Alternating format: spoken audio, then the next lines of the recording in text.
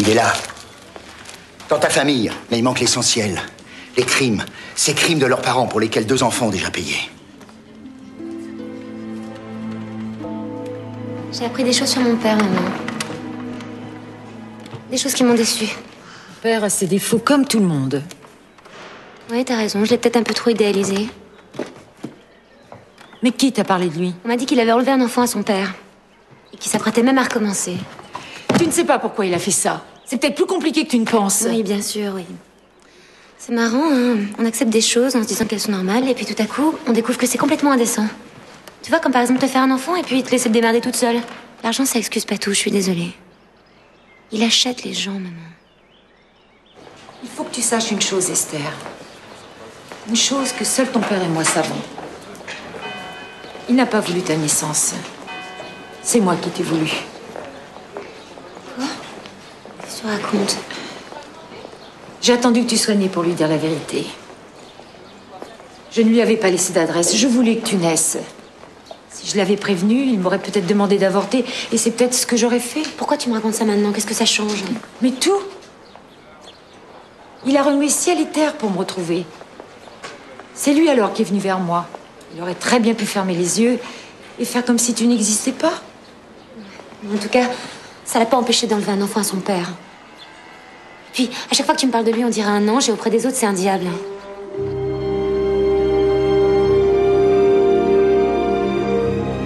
Il y en a des routes sous-marines, papa? Il y en a des dizaines, Alexandre. Eh, mais c'est très dangereux, n'y va jamais seul. Tu m'entends? Ouais. Ça t'a plu? Quand est-ce que tu repars? Dans quelques jours. Pourquoi tu m'as pas pris avec toi quand maman est morte?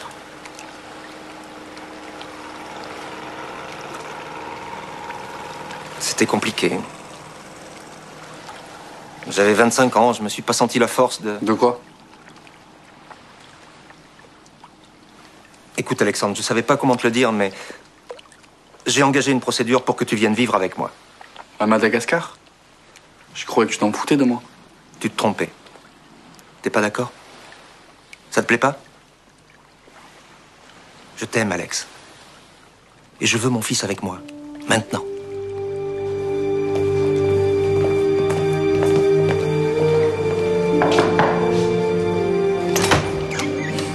Bonjour Irène.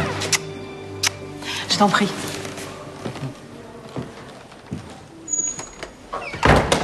J'aurais préféré que ce soit toi qui t'occupes de l'enquête. Nous sommes cousins. Même si je le voulais, je ne pourrais pas m'impliquer. Et puis, le procureur Baldi a voulu prendre l'affaire en main. C'est son droit. J'imagine que ce n'est pas pour m'annoncer que tu ne peux rien faire que tu m'as demandé de venir. Non, en effet. Écoute, ce n'est pas encore officiel, ni très déontologique. Mais je voulais te parler d'une requête dont le parquet vient d'être saisi, qui concerne ta famille. Un de tes petits-enfants, plus précisément. Félix a perdu la garde de son fils. Mais Gabriel, il ne s'agit pas de Quentin. Il s'agit d'Alexandre. Son père a réclamé sa garde. Il conteste les papiers qu'il aurait signés il y a 15 ans. Il conteste, mais il a signé. Il a officiellement confié la garde de son fils à Juliette. Il prétend qu'il y a été forcé. Et tu l'as cru. Je t'en prie, Gabriel. J'ai toujours eu beaucoup de tendresse et de respect pour toi, tu le sais. Malgré toutes les histoires de famille et même la rancœur de Gildas. Je voulais juste te prévenir, c'est tout.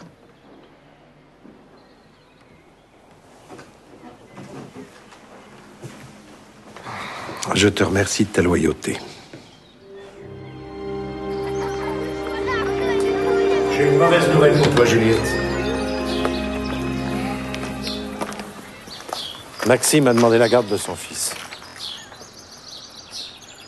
Facile de se réveiller maintenant qu'Alexandre a 16 ans. Maxime n'était pas là quand son fils pleurait sa mère ou quand il était malade. Maintenant qu'il est presque un homme, il devient intéressant, c'est ça? Je sais, Juliette, je sais. Mais merde, c'est moi qui l'ai élevé, ce môme. Moi, pas lui. Je l'aime comme mes propres enfants. Oui. Mais Maxime est son père. Oui, je sais. Écoute, Maxime, nous avons toujours été très généreux à ton égard.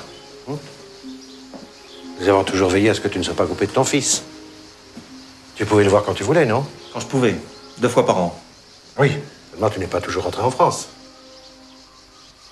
Tu as attendu qu'Alexandre ait 7 ans. 7 ans, Maxime. 7 ans pendant lesquels ma fille Juliette et Étienne l'ont élevée. Oui, j'étais déboussolé. C'est pas la peine de s'engager dans des discussions stériles, surtout vu les circonstances. Je suis désolé pour les circonstances, mais Alexandre vivra avec moi à Madagascar, c'est tout. C'est quand même grâce à nous que tu as refait ta vie à l'étranger, dans une de nos filiales. Ah, nous y voilà. Me virer ne changerait rien, Étienne. Je veux le récupérer. Et il a le droit de choisir. C'est trop tard. T'as signé des papiers, Maxime. Ces papiers n'ont aucune valeur.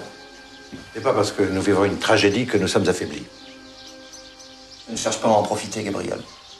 Seulement j'ai peur. J'ai peur pour mon fils. Il y a déjà eu 2 meurtres ici. Alors Alexandre vivra avec moi à Madagascar, que ça vous plaise ou non. Je l'ai jamais vu comme ça. Non, mais si Alexandre a envie de suivre son père, j'ai peur qu'il faille le laisser partir. Ça, Juliette le supportera jamais.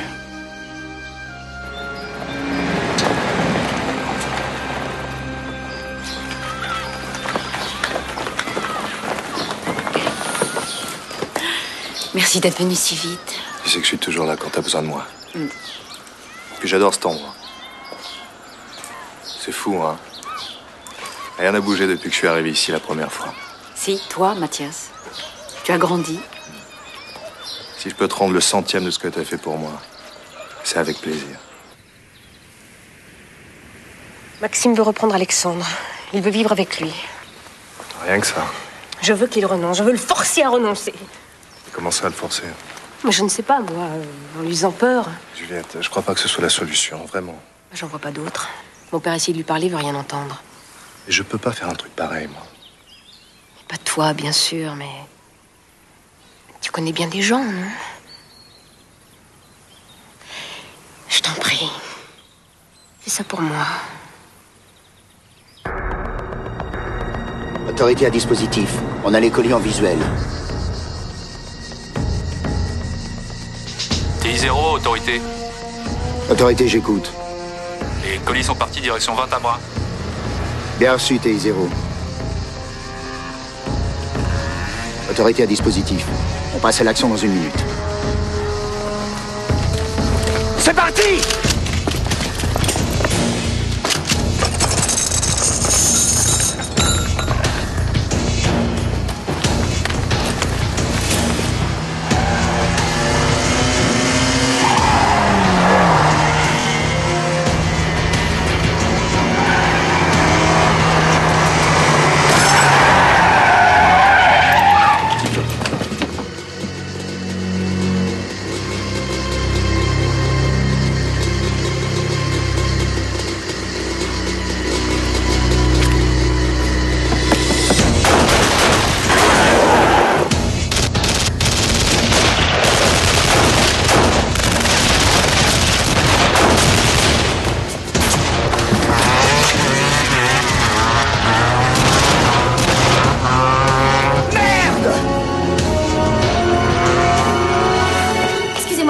On m'a dit qu'il était blessé. Il doit être aux urgences, mais attendez.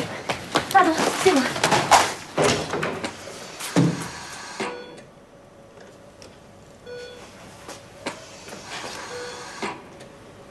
Antoine? Oh non. Antoine, c'est moi. C'est Esther. Mon Dieu. Si tu savais comme je regrette tout ce que je t'ai dit. Antoine.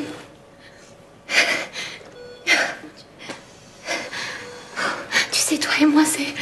Si tu savais comme je tiens à toi. Il faut que tu t'accroches. Il faut que tu tiennes bon. Hein, je tiens bon. Tu tiens la main d'un voleur, fais gaffe à ta montre.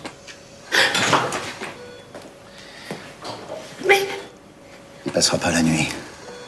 Mais il mourra sur une note optimiste. Il emmènera avec lui le nom du type qui m'a tiré dessus et qu'on n'a pas retrouvé. Tu souffres? Ouais. De pas pouvoir te prendre dans mes bras.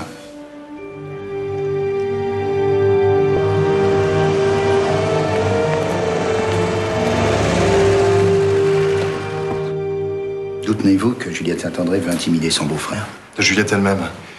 Si j'avais refusé son offre, elle se serait dressée ailleurs, alors j'ai appelé Esther. J'ai pensé que vous auriez peut-être une idée pour empêcher Juliette de faire une bêtise. Je vais essayer. Qu'est-ce que vous comptez faire? Je l'ignore. Je suis un flic génial, mais avec les Saint-André, il faut de la ressource. Il n'en rate pas une. Bon. Ah, merci, c'est tout.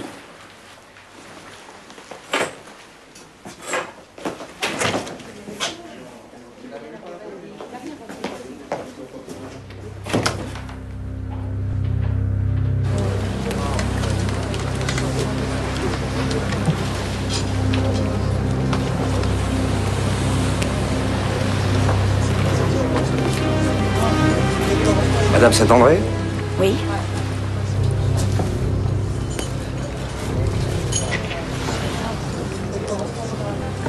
Vous avez une photo du type? Oui.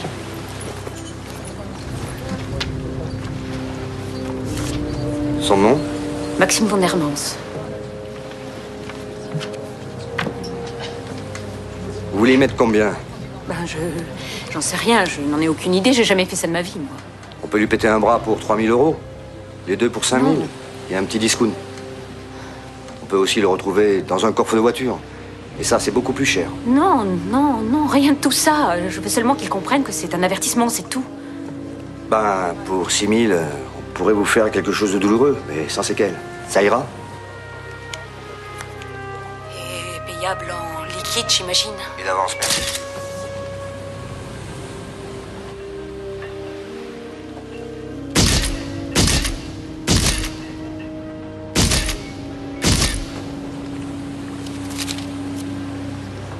Ok.